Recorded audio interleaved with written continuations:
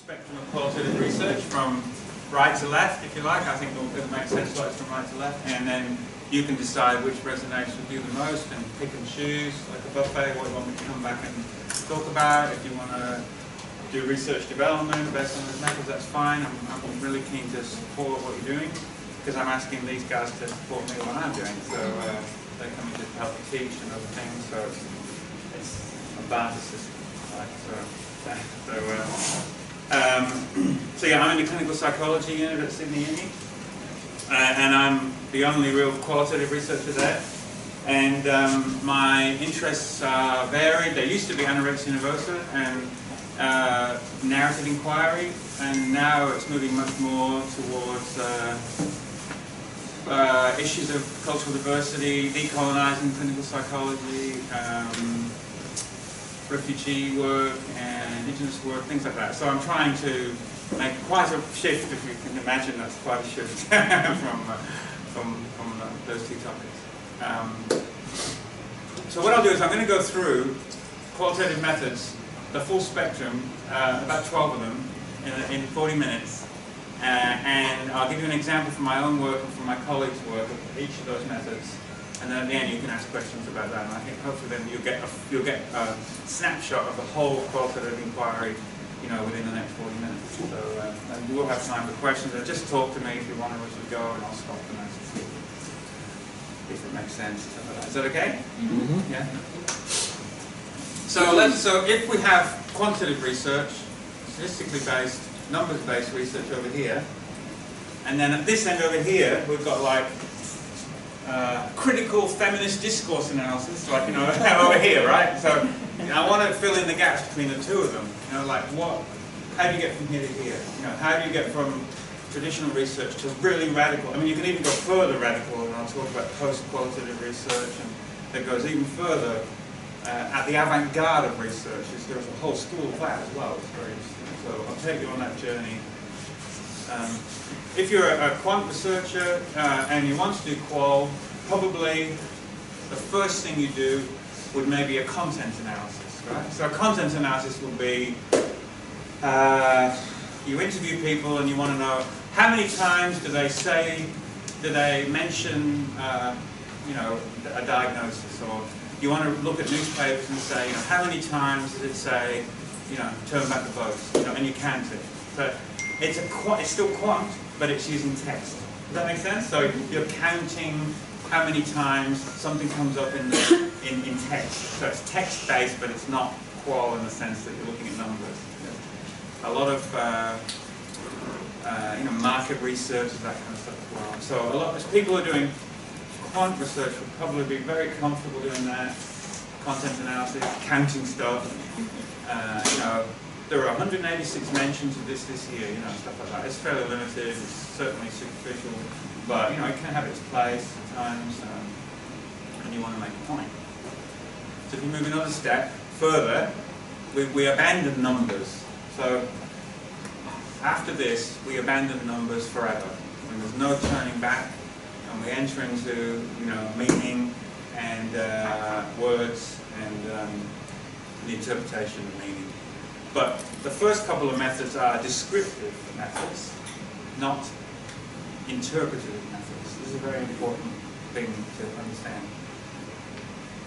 The more traditional, more conservative qual research may interview people or observe people or interview groups and basically analyze what they say and describe it. That's it. This is what they said, and I've done a thematic analysis. I've got all the top 10 things. Like, what are the top 10 things that people say about living with one leg? If you did that as a research project, you have the top 10 experiences. It's descriptive, right? There's no interpretation. It's not theorized. You're not applying any theory. You just describe. And that's kind of the most basic qual research, thematic analysis. Yes, so you've got interviews, 20 pages of interviews times 20, and you have to go through it and look for themes and look at what people are saying.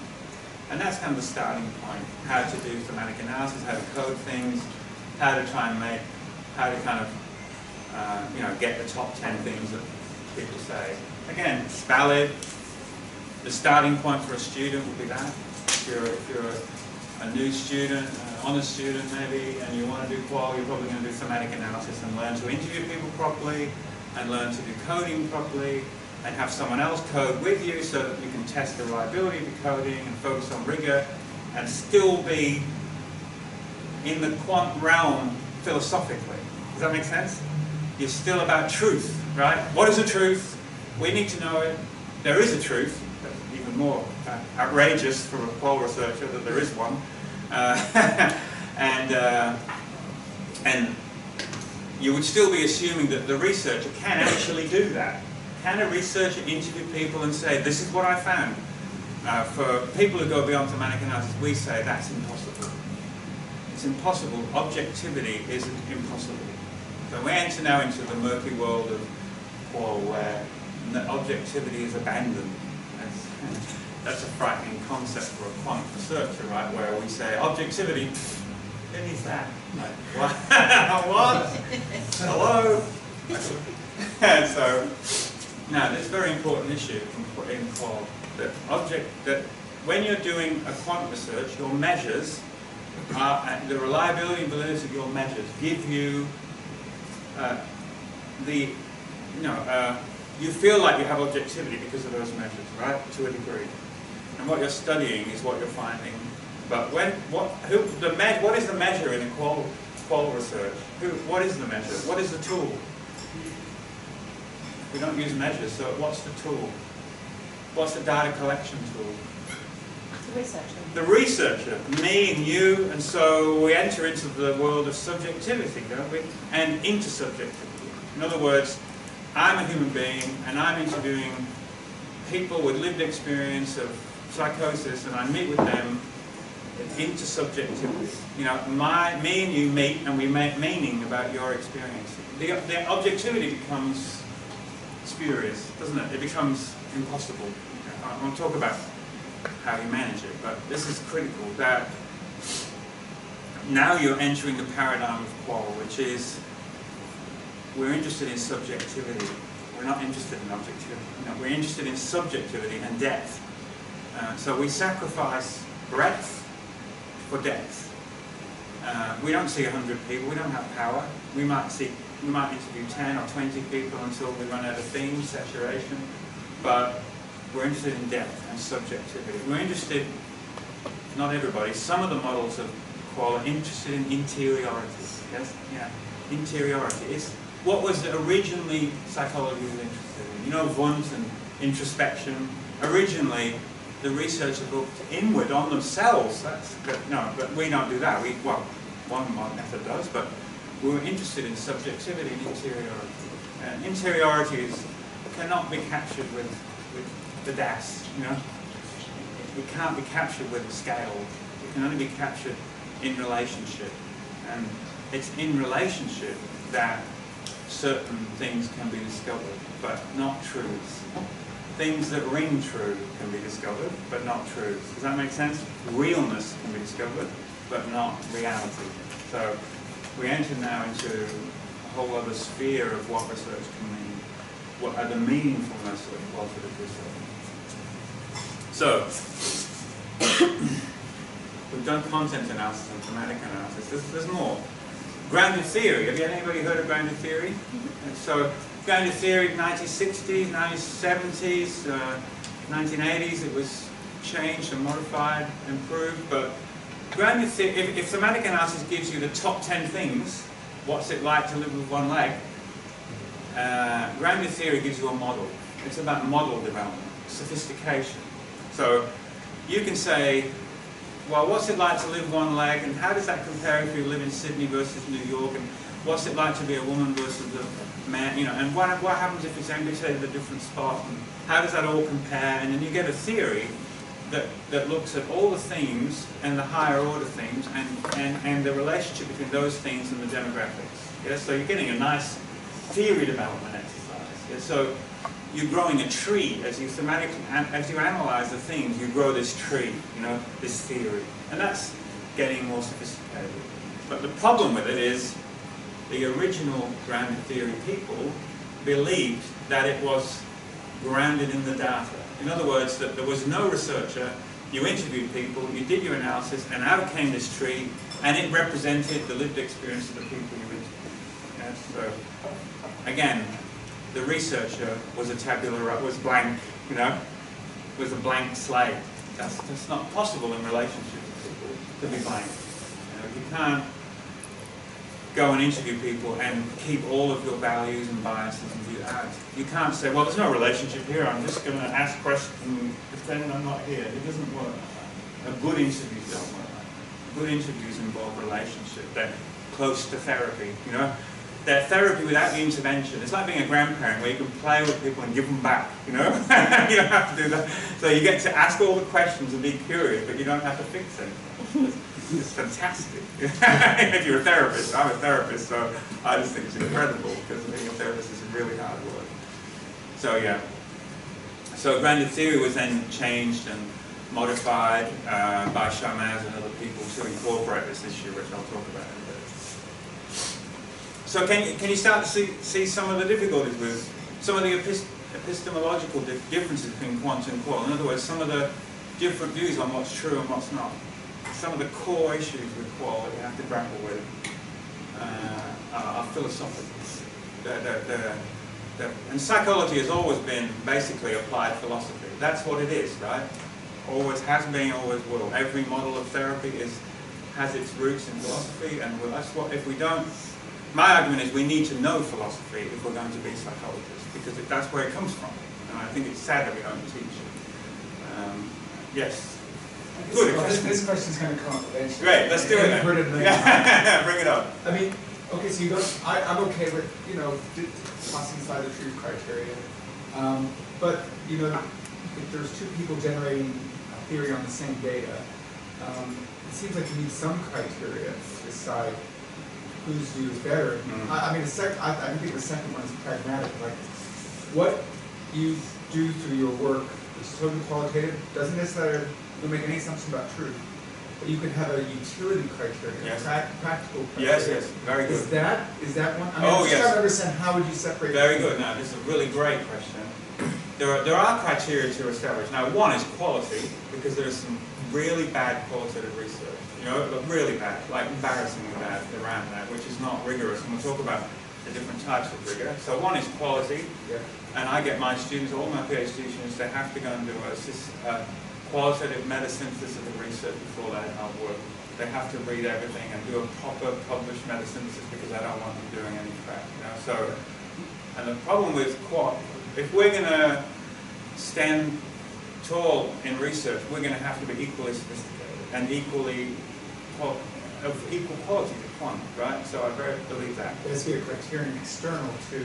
Yeah, and there are like 5 or 6 different types, you know, depending on what research you're doing and it's well established.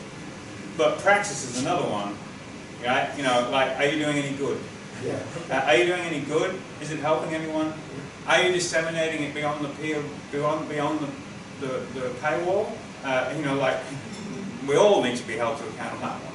I mean, I think we all should be ashamed of that one. I mean, included that actually we do all this work and put it on our CV, but you know, who's it for? You know? Yeah. And the other one is, are we including people with lived experience in our research in a participatory sense?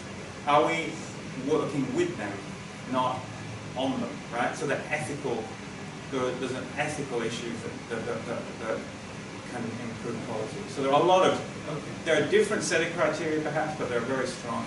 And so it's not like we just, but the issue of what's true and what's not, well that one is, so I'll answer that as well. There are 2 ways to answer the question, to deal with the question of reliability and validity. One is to say, we're going to try and have rigor, and we're going to try and be as true and objective as we can. So we're going to have multiple coders.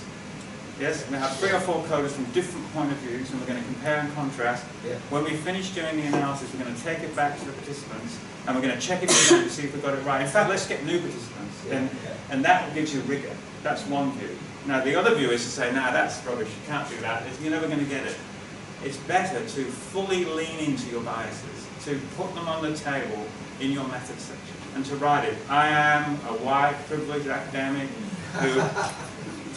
I'm for that in the next method section. I am. Well, I write that in my method section. I write my sexuality, and I write, you know, it's all there, right? Because and I write down my history and what the research I've done and the philosophies I'm interested in, and it's up front to say, so welcome to my biases, you know, like, and that is transparency, and I think probably quant researchers can be judged for not doing that, you know, like, but you know, so I think, you know, our weaknesses are your strengths, and your strengths are our weaknesses, you know, and no one wins. So, you know, I think there are ways to deal with this question. I mean, there's a whole literature on it. Yeah. So it's a good question. So, what comes after grounded theory? Phenomenology. Phenomenological research is about. You know, the word lived experience comes from phenomenology and Heidegger and Hegel and all those old philosophers. But phenomenology is saying,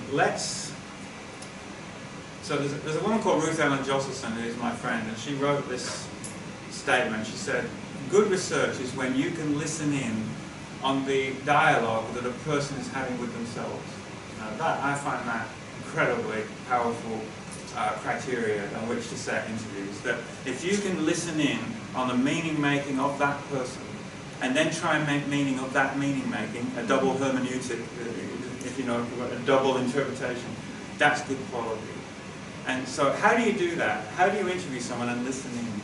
What kind of an interviewer would you have to be to get to that point when you're interviewing someone? What do you think? Like, you have to have a relationship with the person. Yes. You have to be engaged with them in some way. You do. And then empathy becomes your research tool. And I find that an incredibly revolutionary idea, that your empathy and your capacity for empathy is your tool. And it's liberating to be given permission to use it, you know, as a researcher. And then you can access hidden things, you know, hidden things, you know, that become knowledge, important forms of knowledge, you know, and things that quant can't get to. They can't, they'll never get to. So. Oh, I think that's very interesting and very relevant, because it's often, I suspect, the thing that is used to discredit some qualitative research. Oh yes, yeah. You mean the fact that we're soft and... Well, that people talk about empathy and having a relationship with the people they're interviewing. Yes, I've been accused of everything under the... It's just tea and biscuits. Why don't you write novels? I mean, like all sorts of insults. Why don't you do something more scientific? Yeah. I mean, I don't care about that anymore. I used to. I think, you know, screw you, that's my answer. But because I understand it now, you know, after many years, I kind of understand the beauty of it, and that it is a form of knowledge production that's different, you know, and it's liberatory for both people. I mean, it's a very meaningful process for both parties. So I'll stop talking. We start to use very emotive language when we talk about research in this way, and again, that's the shaky. Well, this resonates with me. Good. This resonates with what I'm doing. Good. Yeah. One of the big schools of qualitative research that ties in with this is narrative inquiry. And narrative inquiry is very strong. And narrative inquiry is saying people's stories are a form of evidence.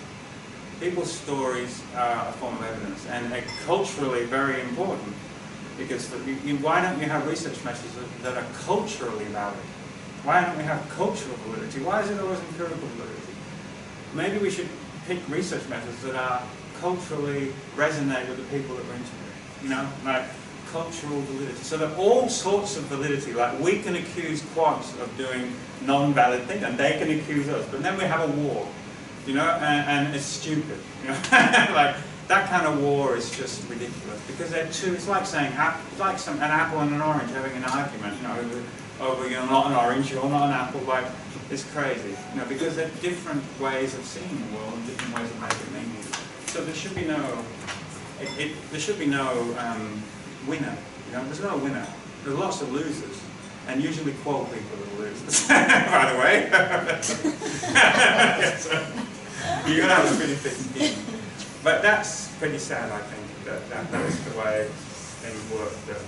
that qual people lose. We lose on funding and we lose on all sorts, but we are strong in solidarity with each other. We buy. So, as a group. Yeah, so narrative inquiry. Narrative inquiry is a very beautiful method, and there's a great guy called Arthur Frank who's one of the kind of big dudes in narrative inquiry, and you can interview like 20, 30 people. So I did a project with a student where we wanted to know, how do people recover from anorexia nervosa when they've been sick for more than 20 years? Are there anybody? Is it possible to recover from that level of chronic anorexia nervosa? And so we went around the country on the radio and interviewed, and we only found 8 people. And these 8 people were all in their 60s. And we interviewed them, and we got their whole life story. It was really amazing. And we discovered things about recovery from chronic anorexia nervosa that was never been in the textbook, because it was hidden inside the knowledge. Not outside, not expert knowledge, but inside the knowledge. And narrative inquiry allows you to find out inside the knowledge. Knowledge out there on the street, of how people really deal with recovery. It's got nothing to do with all the crap we say, like, it's got nothing to do with models of therapy. Like, people recover for much more life and death reasons. They recover.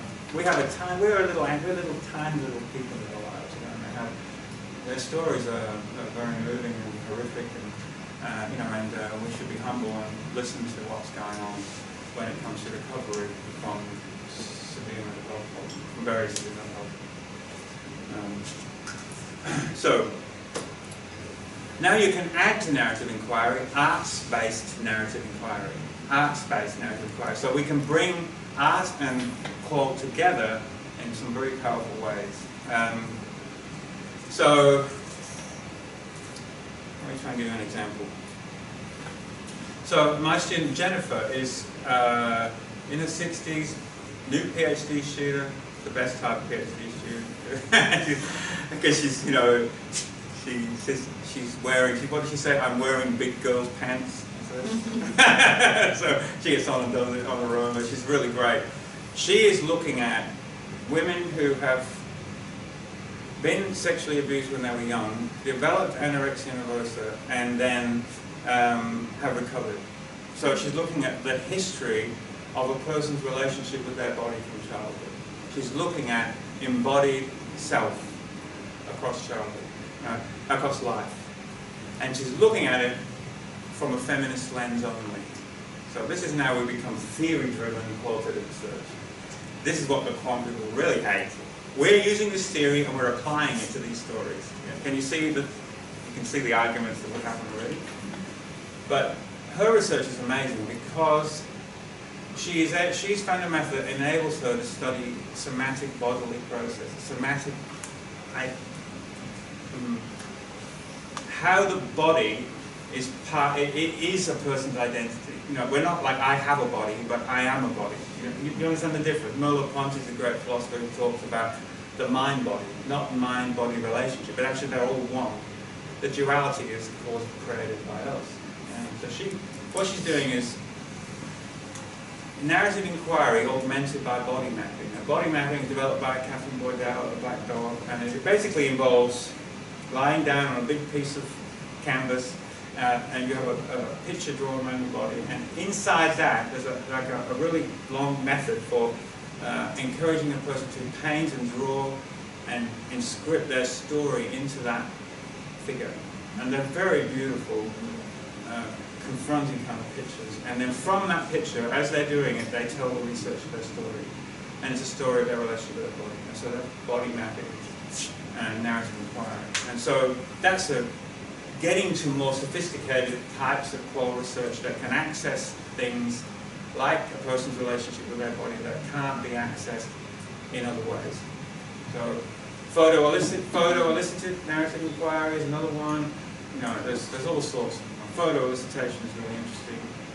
There's all sorts of engagements between qual and art. I'm going to the con to see what we can do with music in qual. Is it possible to use music as a way to, as a form of data? You know? And I write poetry myself, and I publish it, and that's my interest. And I see poetry as a form of access to knowledge. It's an introspective tool as a form of knowledge of research, because you're looking internally, introspectively at yourself, and you're a barometer of your environment. So it's a way of accessing your environment. Does that make sense? We're getting into the more, we're moving on the spectrum a little bit more. It comes to the point where you say, well, what's art and what's research? But anyway, so I just want to show you the full spectrum. So, any questions or thoughts? I'll take a break from that. Yes? Oh, yes, hi. Hello. What are your views on mixed methods research that somehow marry between quantitative and qualitative perspectives? What do you think? Is it possible? Yeah. Yeah. Could you repeat the question, please? Mixed methods. What are my views on it? Well, I think I should probably ask, because you set it up as two really opposing views. Yeah. One I created a binary. Yeah. That's right. Yeah. You sort of set up this expectation of a binary universe, and I don't see it that way. But is it possible to ask a research question, but then try to answer it using the tools of quantitative research and qualitative research? Yes. Of course, you destroyed my punchline at the end, where I say everything I said was rubbish. But yeah, but of course they're the same. One is they're different views on the same thing. One is the outside view, and the other is the inside view. So the outside and the inside, if you can marry them, then that's fascinating. If they're different, that's even more interesting. Like if you say we did all this research and we found this when we studied refugees and their experience of trauma, we did quant research, but then we did qual research and it was different. What? Like, that becomes fascinating. You know? But if it's the same, it becomes a validity. We will call that triangulation. Two methods finding a similar thing, it becomes rock solid, right? You know, I mean, so it's really useful. And I don't think any of these methods should be excluded from being included in a mixed method. But the challenge is, and I've tried to bring, for example, narrative researchers and randomized controlled trial researchers together, and it was like couples therapy that went wrong. Right? They hated each other. They couldn't agree. The narrative people said, "Oh, you're using measures." No, we don't agree with that. That's oppressive. You know, the DAS. Oh, that's hegemonic.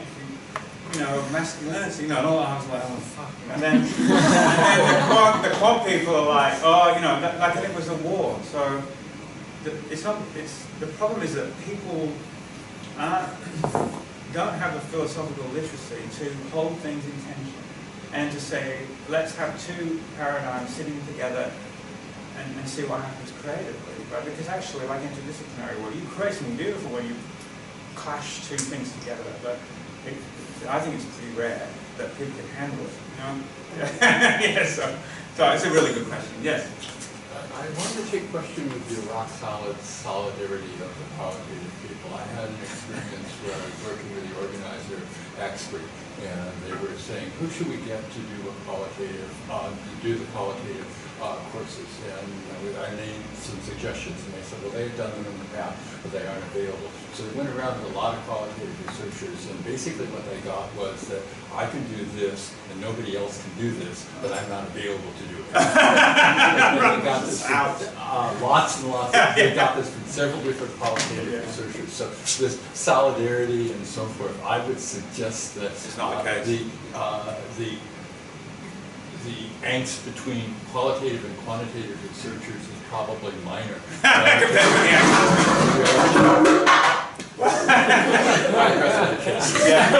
No, actually, no, let's talk about that. That's really fascinating. The politics of qual and the politics of evidence within qual can be brutal, you know. And so the new posthumanists, the new method, posthumanism, they're like the cool people, you know, like when you go to a conference, they're the cool people and everybody else is uncool, you know, and that goes on. And then everybody wants to be like them. It's like high school, you know, it's the same cliques and everything. When I'm speaking about solidarity, I'm speaking about my own network, my own community, you know, of people who surround me and I surround them. And we, at Sydney Uni and other unions, that's what we do. And I think we do that well, but yeah, on an international level, it's just as bad. But this isn't even international. This is actually Australia. Oh, I apologize. Please forgive us. But you know, it's human beings, right? Yeah, it's not an issue of forgiveness. It's an issue of the picture that you're painting, the us versus them. Yeah. Yeah. The us that you're painting isn't nearly as uniform as you're suggesting. I mean, and the us versus them isn't as extreme as you're painting as well. No, and I agree with what Belgium I know. said. But it's a good story. Yeah, it's a good story. I'm trying to tell a story. But I mean, you know, a lot of qual tries to break down binaries, and I guess I've got to be careful. I'm going to break them down at the end, but you know, binaries are our enemy. I mean, they're our enemy in society. They're our enemy through, you know, the amplification of social media. They're our enemy in politics. So why perpetuate them in qual? I agree. Paul, Yeah. Because you know there's a pressure to publish in highly ranked journals. Yeah. How does qual stand up in the highest ranked psychology journals? Oh God. Not well. Thank you. The Nature and the Lancet all come out with the roll out their articles to say we accept qualitative, and you know, and it's really great, but then that's not how it works. So for example, I used to work a lot in eating disorders. The International Journal of Eating Disorders, the top journal, won't accept any papers like that. Whereas the European Journal, which is the second rung, will, and then you know the Journal of Eating Disorders, which is the bottom rung, always does. You know, but so yeah, we do live in the margins to some degree. You know, I mean it's very hard, and I think this maybe that's what you're picking up. This is where we do feel a bit aggrieved, you know, about it. You know, so I have to reflect on my own thoughts about that and my own, you know, tendency to polarize for that reason. It's hard. Yeah, we're going to comment a little bit on that. So Belgica and I do a bit of co-supervision together, and we have our students read Indigenous Statistics. It's a fantastic book, and a lot of the points that is made in that book, the quantitative research is the same as the points that you're making in relation to, you know, the epistemology and you know, what's behind the data, who creates it. So that's fascinating. I don't really see that much of, you know, and I know my own quant research will swing within your left-right. Oh, really? You know, I mean, so if I'm doing machine learning stuff, that's essentially grounded theory. Sometimes the research I do is quantitative advocacy. Wow. And then sometimes it's way on the right. So I just wonder whether... Oh, that's very intriguing. That's very cool. I mean, I've been using one of the methods, we started the discussion on that. People turn qualitative or text data and quantitative numbers. Yeah. I've done a bit of that in my research. And one of my recent projects out, we use what's called structured topics modeling. Okay. And that's kind of an application of machine modeling on text data. Okay. And it has an assumption that any natural language product data would have hidden latent meanings associated with it. Yeah. And the words simply reflect those things. Okay. And it's a quantitative tool to try and get at those meaning modules. Really? But it's like discourse analysis with quant. That's right. Yeah, So wow. it's quantitative, it's using computational tools, but it's not just that. I'm also using my interpretation, my subjectivity, my interest in that particular question, my would be just that. So I think it's more mixed. Yeah, that's fascinating. It has a feeling of a mixed research, but when I write about it, it feels very quantitative. No, that's incredible. I mean, I guess I'm a product of my own environment. So you're more, I think you're probably more progressive with quant researchers than the School of Psychology at Sydney, which is very perception oriented. You know, we are the traditional home of realism, and so all of my thinking has been, come from that. You know, how do I become a progressive polar researcher in the home of perception and realism? So if I'm learning when you say that, that's fantastic. So, I mean, all knowledge production is local, right? So, so here I am. So that's really interesting to me. I find it fascinating. But yeah, that's not always my experience, you know, in my own local environment. I do agree with you though, that it comes down to like knowledge of philosophy and philosophy of science in particular. I think a lot of that kind of posturing comes from people's lack of like kind of having a well thought out position on those sorts of things themselves is immensely important. Yeah. It's very interesting to me though that you can bring all of those forces to bear on statistical analysis. I find that fascinating.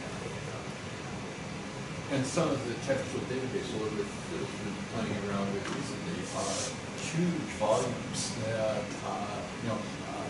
that couldn't possibly be looked at by a single person, but can be looked at in a very sophisticated way with computers. And you can start getting at some issues of you can get a balance between generalizability and some of the depth that you get from That's so textual stuff. It reminds me of this thing I was reading about metamodernism. Metamodernism, like we don't have to have modernism or postmodernism, but metamodernism, where we can look at the relationship between the two, and that metamodernism transcends the politics and says, actually, no, we can oscillate between them and see how they interact and see what hybridization is possible. So that's quite interesting. One of the things that we're working on with a colleague at the moment is a real mixed method one that's quite a strange one, where we use computers to go through thousands of documents to select texts for qualitative analysis. Whoa, okay, that's good. That's like your recruitment, your method to get the text. Oh, okay, that's really good. Okay, well, that's good. I'm learning too. So it's an exchange. Good. Okay, so narrative inquiry. Where are we next? So you mentioned. How you can access the meaning behind text, in the work that you're doing. Maybe I'll talk about discourse analysis next, because that's similar. Discourse analysis, and I actually find it the hardest qual method to do, and I usually find it so hard that I draw on my colleagues if I need it, which is really using theory to interpret text. So, and I read a text, like we did an experiment with 5 academics where we tried to learn discourse analysis, and most of them were quite experienced, I wasn't, and everybody came from different points of view, and we picked one book, and then we each had our kind of living theory, in other words our own values, but informed by different philosophers, and but our living theory, and we had a whole year of analysing this text. And I read the text, I thought, that's a great novel, I really enjoyed that, and then I put it down, and then they come at it like with, what? They're reading like one paragraph, reading a million things into like one paragraph, like they go, oh, I can see, recursive theory of this and that, and in 3 words. It's like, it's incredible skill to theorize about narrative text and to be able to read philosophy into them, to bring them alive, And then what I realized in this group, and we call this group the N=6 project, which, there's only 6 of us. It's not, we've got one participant, the book, and 6 academics, so it's quite heavy. And we gradually learned that how a text can be interpreted in such a multiplicity of ways for discourse analysis that the notion that there's only one reading becomes ridiculous. There is polyphonic interpretation of text. So that can be really useful. There's a great discourse analysis on the DSM, like reading into Foucauldian discourse analysis of the DSM. Like they're reading some selected pages of the DSM and looking at what's really being said. What's really being said about the power relationship between the writer and the person who's being defined by the diagnosis, and to tease it apart to see, what's really going on in here. What's this? What are the power relationships that we're really going on? And I find that very useful, very interesting. Given as psychologists, we can abuse our power. We can. There's a danger that we colonize our clients through our method of nosology and all that. So I find that's one example. But this critical discourse analysis is always. You're always going to criticism. They're always trying to tear things apart, and deconstruct them, and reveal the power dynamics. They're really serious people. They're about shredding things, dismantling them, and leaving it on the ground in a mess. And then not picking it up and doing anything new. that's the big criticism, right, of critical discourse analysis, especially Foucauldian critical discourse analysis, that it's destructive, but it doesn't rebuild, you know, and I think, I mean, it's perfectly fine to do that if you're going to suggest an alternative, you know. So, yeah, so you destroyed the DSM. So what are we going to do next? And, you know, and in England, the BPS has become quite Foucauldian in the British Psychological Society. It's now basically abandoning the DSM. It's produced a new model called the power threat meaning framework, and they are trying to produce something new. I mean, obviously, it's very naive at this point, but you know, this kind of approach is becoming strong in England, but no, not really anywhere else. Critical psychology. So critical psychology and discourse analysis. And there you go, feminist, Foucauldian, critical discourse. You know that Monty Python, Life of Brian, where there's do you know that movie? Have you seen that movie where the rebels are arguing over the name of their group? No? Maybe I'm showing my age. Yeah. A lot of politics in that realm.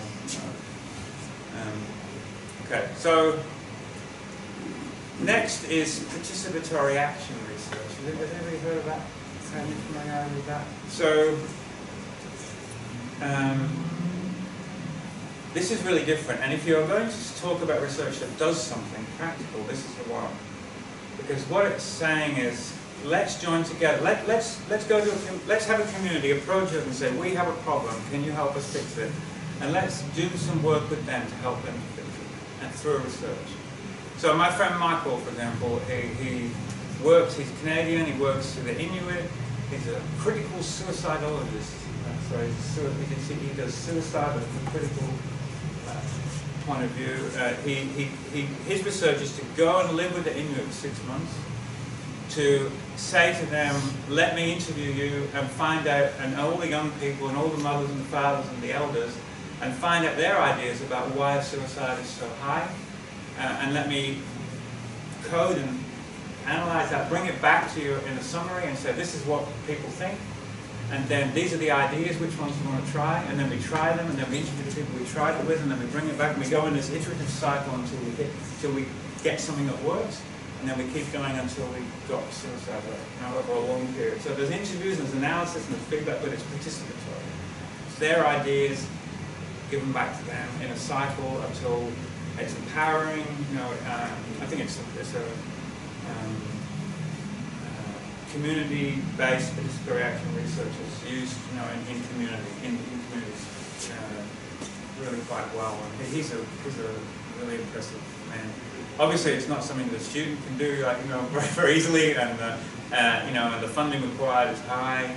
But there is focused participatory research, like where I did this project where at Red Bank House, you know, Red Bank House, they were trialing a supervision method for clinicians where they explore their family of origin, if they were stuck with clients, and they compared their genogram with the family genogram to see if that was the reason why they were stuck, transference and kind of, you know, all the psychodynamic stuff.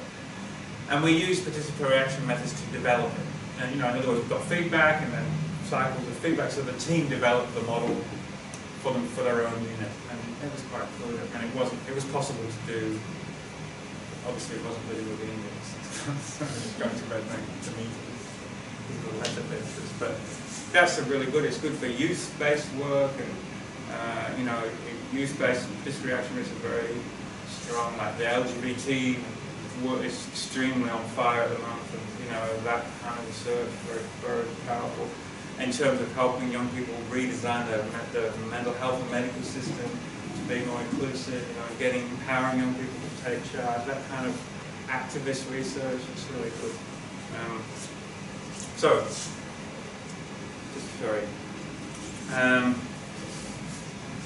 I'm doing pretty well. I only got one more. So now we fall right off the cliff in post-qualitative inquiry, the avant-garde of qualitative research. Norman Denzin is American, he's the guru. His famous quote, "Data is dead." And methods are dead, even. Like, so in other words, that hard to even explain it. Oh, I forgot another method. Hang on, I've got to go back. Just let me go back. Ethnography. I can't not talk about ethnographic research because that's very important. So, ethnographic research is the study of culture. Margaret Mead, and that's the old school ethnography. But ethnographic research is very strong, very established. So you have kind of ethnographic research where you sit and observe as a participant. So we have a student at the moment. We're doing an open dialogue project in Sydney and New South Wales. It's a method of network therapy for psychosis we talked about some time. We have a student doing ethnographic research where she sits in and observes our experiments in open dialogue and our attempts to roll it out in Sydney.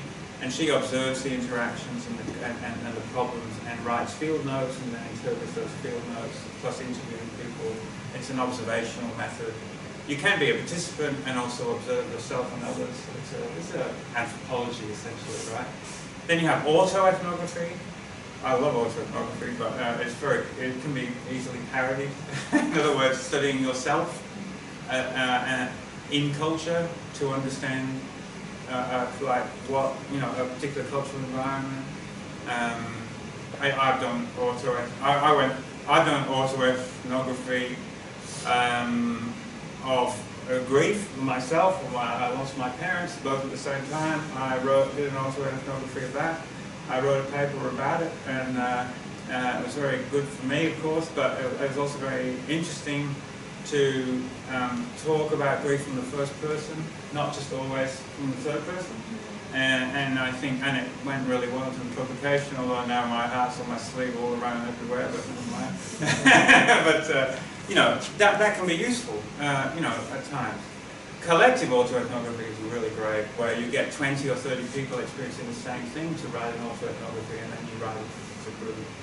So I run a group called Decolonizing Clinical Psychology, although we've just been told that name stinks by our Indigenous representatives, so they don't like that name, so we're thinking of a new one. A lot of us are, white fellas trying to understand how we can respond, how we can adapt and change clinical psychology to be more responsive to a wider range of people. And we're all interrogating ourselves, and perhaps in not the best way always. But we're doing a collective autoethnography of that, to say, what do psychologists trained traditionally have to do to go on this journey to think about the person? And that's a useful paper, because then people can read it and go, oh, okay, here's a possible direction to go in. So that's it. And then you've got posthumanism and the big philosophers are Deleuze and Guattari. It's so hard to explain. I'm still trying to figure it out. I'm not going to do too much on that, but it is very fascinating. It's avant-garde. I went to one presentation, a PhD presentation in America, and it was like an avant-garde black and white film. That was the PhD. That was it. I was like, and it was one guy stubbing out a cigarette butt for like half an hour. I was like. Actually, on this PhD. Yeah, so, it's really avant-garde, but, it does exist within the realm of the ball. So that's qualitative research. What's that? Yeah, you can do it they can do it on the bus on their phone. Okay, so thank you. That's finished, and we can have questions and conversations. What I'm most interested in is your responses. Like, some of the responses are really interesting to me, where you go, hang on, I like that. I want to hear more of that. If you agree, but also if you disagree, or if you think, you've got that bit wrong. I quite like to hear that. I like to learn, and I like it to be a collaborative process. And the other question I want you to answer is, what are you interested in learning more about? Yeah. Well, just on that point. First of all, did you pass your audition? Yes.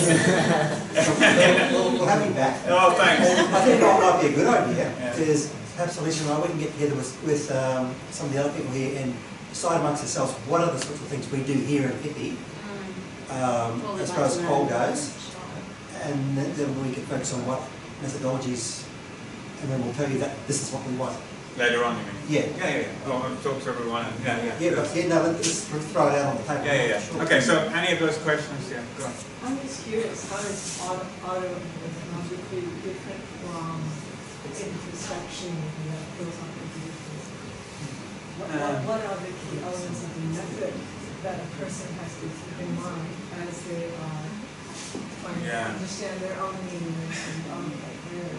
Yeah, I mean, I did mine. Can you repeat the question? How is autoethnography different from, introspective research, or maybe even autobiography, or stream of consciousness writing, or all the other types of things? There's more systematic research methodology. You have to outline the method much more, operationalize it much more. You're taking notes at regular intervals. You're not just writing it straight up. As a creative piece. Where, it's not poetry. So there is a method, and there is an analysis of the data as well. And you can use different theories and different types of analysis. So it does fit within. I once met with someone who's doing an autoethnography, doing a PhD, and I had to walk away after 10 minutes. So that's just crazy. It's the culture element too, right? That's the anchor in autoethnography, is the culture element. It is, yeah. And all of us are barometers of our culture if we listen in, if we listen closely. And one way of listening is to introspect, and think what's happening culturally. You ask yourself cultural questions, about, and then other people can. That kind of research doesn't answer questions. It's very important. It asks questions. And a lot of qualitative research asks questions. It raises and promotes conversation, not answers them. We're less interested, you could argue, in answering. We're more interested in opening things up. And that's also a different paradigm, that it's about asking the question to get people thinking rather than answering the definitive things. You can do that with qualitative research too.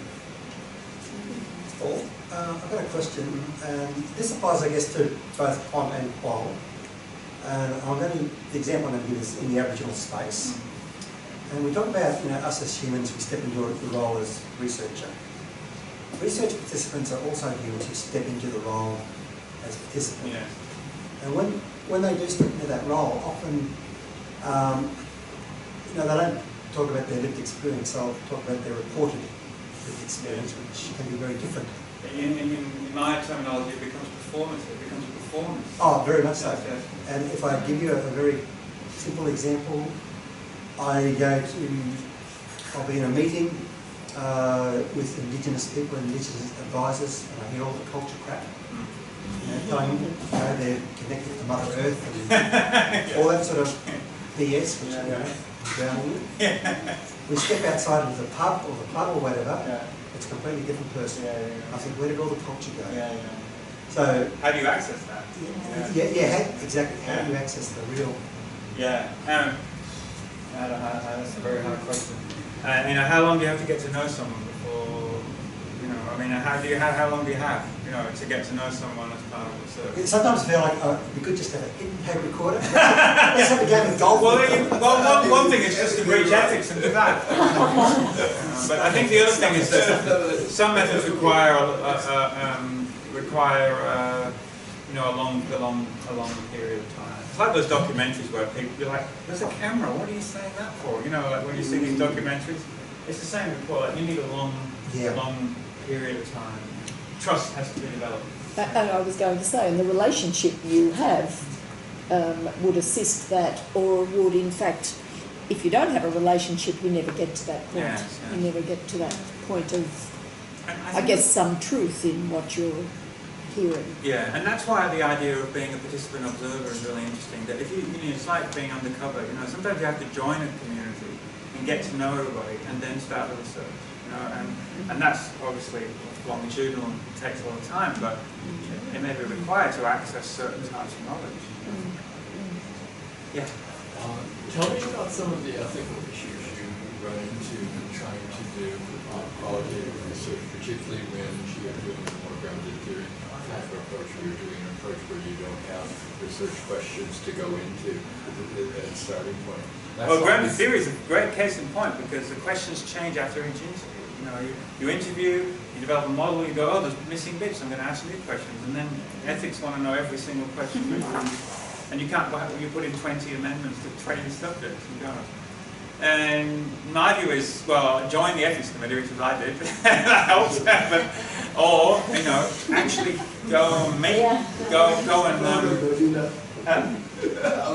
but go and, you have to educate the ethics committee. You really do, because they don't understand qualitative research sometimes, and you have to say, you know, these are the types of themes we're going to follow, and it's going to change. And I think they do come along with grounded theory. Other ethical problems, I mean,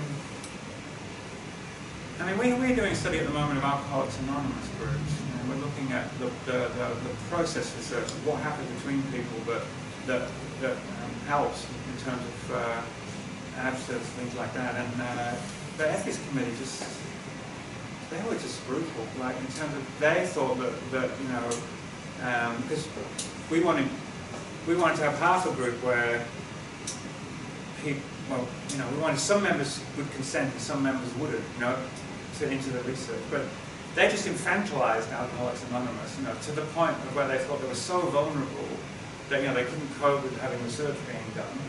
And we had to kind of educate them to say, you know, actually these people are quite powerful. You know, they're you know, they're not as childlike as you think, you know, when you're asking people to tell stories. Especially when you're working with kids. I mean, I had a study where a student was doing participant observation, and the playground ethics committee said you can only look at people that had signed the ethics stuff. And ethics, you know, there's a difficulty when if it gets in the way of research versus as real ethical concerns, you know, and it's balanced even with every type of research is really hard. My solution has been to go to the ethics committee and talk to them and try and help them understand the methods and things like that.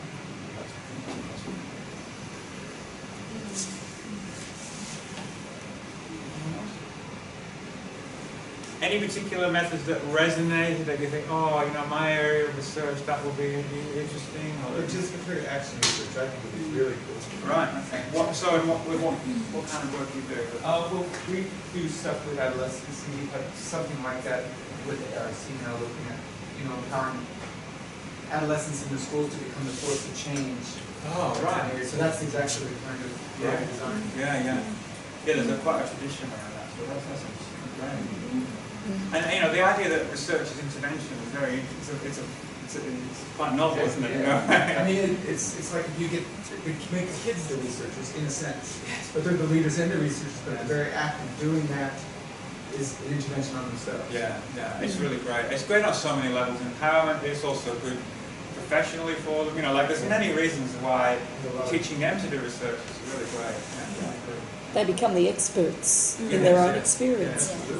Yeah, it's really great.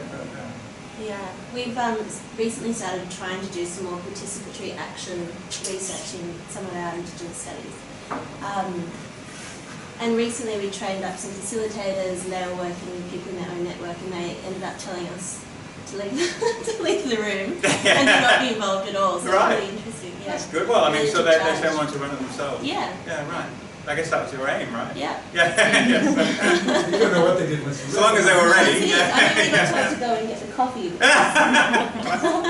That's perfect. Paul, one of the constraints on us with research here is tight timelines where we've got to get things done. Yeah. And we've got so much work to do, so that's sort of a consideration of, okay, what is the best method given that we've only got X amount of... Yeah, I mean, all my students are masters and PhDs. The masters ones within 2 years can usually get one study done around these methods. I mean, yeah, they're pretty much used all of them. And participatory action is the most challenging one, time-wise. It can be if you've got these cycles. You know, Cost-wise, too. Pardon?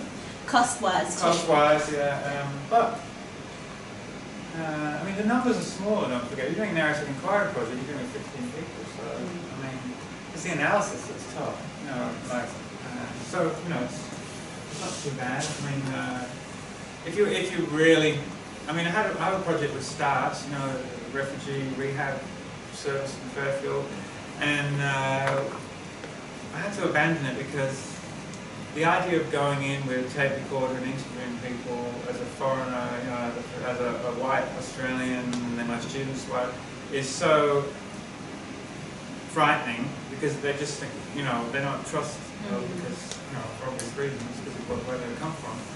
The amount of time it would take to develop trust is disallowed. And it threatens the clinicians. In what sense? I think people become, in organisations such as STARTS, people become quite concerned about how their performance is. And organisations, especially traumatised organisations, can become closed systems. I mean, there's a lot of vicarious trauma, and it becomes a closed system, and so to enter it is very hard. I work in one of them. Right, yeah, I used to work for DOCS, so there's the ultimate traumagenic organisation, you know. So, but, you know, I mean, I admire them enormously, those people, but it is very hard to do research with some people, you know. Well, it flows on a little bit from the question Anthony was asking, which is we're focused on high impact research here. Yeah. I'm wondering if we can learn from your experience about what qualitative methods or approaches within the spectrum, if you like, might be best serving. So you mean high impact? You mean small I or big I? I assume you mean big I. High impact journals. Yeah. Citations, that kind of thing. Yeah, I've abandoned all that. my role has been my role has been to get behind new journals, you know, journals that are respectful and journals that allow difference, and I found that to be a good niche because that looks good in my role to get behind new, innovative, progressive journals and support them, you know, so they can get up to an impact factor of 1.5. So what would you sort of, if you had to put a different hat on? No, I mean, I have had things published in oncology and in pain and in you know, very high impact journals. You're probably going to stray. You're probably going to stop at grand theory. You're probably going to do mixed methods. You know, you're probably going to be. You call it hypothesis generation. You know, you'd have all the, you know, rather than, you know, you'd have all these. You wouldn't stray from post-positivism. You know, from objectivity too much, you know, it's problematic. It's problematic. I mean, my view is to resist all that. I know maybe you don't have the luxury, but my view is to say, you know, that's just the marginalisation of other forms of knowledge, and I'm not tolerating. I mean, you know, I'm not tolerating it. I just think that system crushes, you know, other forms of meaning making. We should be resistant, and you know, we should fight against it. That's my view. So, and maybe you don't have the luxury, but I mean, maybe, you know, I would argue for cultural change on that one personally. So, well, but in the end, you know, you know, with practice, you've got to be true to your aims, you know, and not be dictated to by neoliberalism. It gets a lot easier. It does get easier if your goal is to help improve people's lives. Yeah. You have something like, how much did you improve their reading level, or, you know, did you keep them in school, or... Yeah, I think that the impact should be a small I, and it should be about doing good, you know, and if we're doing good, you know, fuck that. So, that's fun. And that's on film. We'll wrap that up. Yeah, thanks. Is that how I finish? Show our appreciation. We'll be seeing Paul again. Good. Get back to me. Are you going to hang around for a little while? Yeah.